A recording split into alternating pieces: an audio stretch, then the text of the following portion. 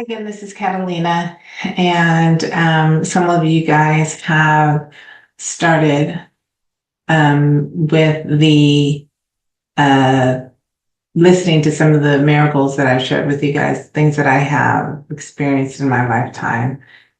We've covered things like, vehicles that almost ran me over, taser guns that didn't work, um, forgiveness that was given after a very difficult situation, um, cars that would turn off even though they were on. You've heard a lot of stories. So, and I say stories because they're my personal stories, but they are miracles that truly did happen and manifested in my life. And I'm here to document them because the Lord has been pressing me for several years to do it. And I've been waiting to be 20 pounds thinner, have my makeup done just perfectly, have my hair done just perfectly, to do it. And then I realized God is not going, I'm going to be honest with you, like I need favor and I need blessing from the Lord. And he is saying, I'm holding you to this. This is something that I need you to do. I'm not kidding about you putting your miracles out there. Don't ask for this if you're not going to do that, type of thing. So I need to be obedient, and I'm honest. Sometimes it's not easy to do the right thing, even though we know it's the right thing to do, if you don't want to do it. Because sometimes, you could always be 20 pounds thinner and have nicer hair. And, me anyway, not all women, but me, I can be pretty weird about that type of stuff. And that's something that the Lord is saying, just go out there and go do it. You're blocking your blessing and you're blocking the blessing of others because of your vanity. So that's the truth. It's really hard, but I'm saying it because I want to give you guys an idea that nobody's perfect, and we're all works in progress. And if you're not perfect, just go easy on yourself, but do the thing that you need to do, because you're not going to be able to not do it. If God has you, plus, it's in the word, and I'll find the verse. That when we experience miracles, that we should share them. It is our responsibility to share those miracles out to help people in their walks with Christ.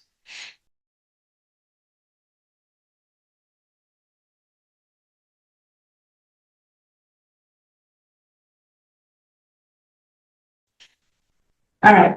So this is a more light-hearted video about my childhood and how I used to play with God. So when I was little, I as far as I can remember, praise the Lord, I had a relationship with God.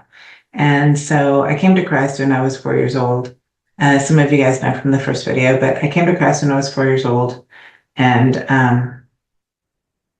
I felt like I knew entirely what he was about. Like, it's not like I didn't know, but I kind of thought, no. I felt like I was given like a bam. My son calls it a universal download, but like bam, I was given understanding, like this is Jesus. And I was like, okay, I want that. Like I knew that I wanted Christ. And so I walked up to the altar alone at 4 years old, and I asked for God to come into my heart, and just, I declared my love for Jesus and my fidelity to Jesus.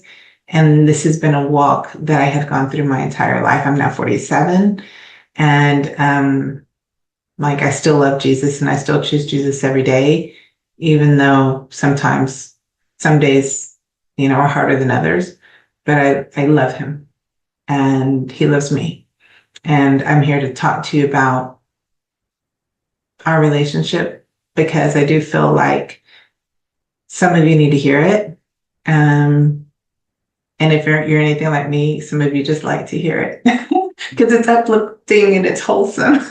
Sometimes I will listen to people's testimonies just on repeat, or I'll just have them going for hours because I love hearing people's stories about their experiences with God. So I'm going to go ahead and share this. And when I was a little girl, I would play with Jesus. And so I would sit at the window and I would ask him, and see, and I've forgotten some of the miracles, right? Because we forget things from when we're kids. But on one of those times, I had asked Jesus, I said, Lord, if you love me, it started raining, right? I said, Lord, if you love me, make it stop raining. And so I would stick my hand outside, right? The window, and there'd be a pause. And I'd be like, now make it rain. And it would turn back on. Right now, make it stop. And it would stop. And now make it rain. And I'd be like, stop, rain, rain, stop, stop, rain. And I remember playing with them, and the rain would pause. It'd be like, it putter, putter, like the downpour would stop. And I would sit there laughing my head off alone. I was like the youngest of three, and there's a big age gap between me and my big sister. So I was kind of typically playing by myself. And I was just sitting at the window with my hand outside, just busting out in stitches because the rain, well, not the rain, but like God was playing with me through the rain. And I just sat there thinking to myself, God, you're so funny. You're so funny. Like he had such a sense of humor. And he was sitting there like that. He took the time out to play with me, like, and, and he did. Okay. I'm going to do a little segue because this leads us into like a little other miracles. This is kind of like a 2-in-1. The other part is my mother, right? So many years later, when I was about 14 to 16 years old, my mother had a manifestation with rain. And so my mother is very much like me, but I'd say stronger in her faith. Like she was a spiritual giant and a prophetess. She had signs, visions. She would interpret dreams for like people that are very well known in ministry today. Anyway, so I'm not my mom, but I think growing up in her shadow, I have, through proximity, have inherited a lot of beautiful experiences. So when my mother was when I was 16, my mother had an experience with rain. So my father was outside doing construction because my dad was always at home building something at his tool shed. He'd pull out his saw, his electric saw, blah, blah, blah. He was always building something. And his best friend was out there helping him. And lo and behold, in the midst of all of the movement, it starts raining. Like out of nowhere, it starts raining. And so my dad, we're Mexican American. My dad starts like cussing in Mexican. Not Spanish, Mexican. And so he's like, I have all my electrical tools outside and it's gonna rain, it's gonna get ruined. So he's rumbling and he's huffing and puffing and throwing a fit. And so my mom, who's in the kitchen, runs out the back door and she walks the perimeter of the yard and she starts praying and walking the perimeter of the yard. Now, mind you, my dad's best friend is a diehard atheist. They are police officers, right? And so like my dad's best friend is like, doesn't believe in like, he did not at the time believe in anything authentically good and wholesome at all. And he was extremely cynical. And so my mom, but regardless, my mother did not care. So she's walking the perimeter of the yard. It's her yard. She's going to walk it. And she's praying. And she made a lot of references to the walls of Jericho and walking the city 8 times. So I have no doubt if she walked that yard 8 times. Now, like in retrospect, she probably did it 8 times, but it stopped raining. And my father could continue doing construction. Outside of our yard, it was still raining. And that's the night that my dad's best friend came to Christ, because he witnessed the miracle. Like, we went outside, like he came inside and he was like, Gata, like, come check this out. Look what your mom did. And so I'm over there, and half of my hand is in the rain, just the part over the fence line is in the rain. And the other half of my hand is dry, which is our property. So my mother made it stop raining on our property so my father could continue with his tools. I don't know how long this went on. I don't know if he finished his project. I don't know if he had time to put away the tools. But this is not normal, but it is normal in my world. Like, several of these miracles have happened to the point to where I sometimes forget them, like I said. And so I'm bringing them forward because, hello, that's awesome. My mom prayed and it stopped raining in my yard.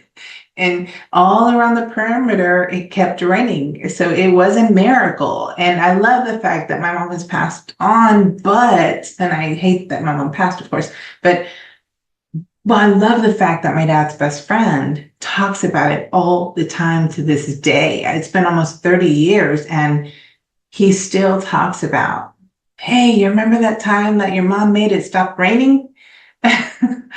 And yeah, I do remember that. And it also, now that I'm kind of older and I'm putting it all together, it also gives validity to my experience when I was a little girl and I used to play with the rain and God would make it better.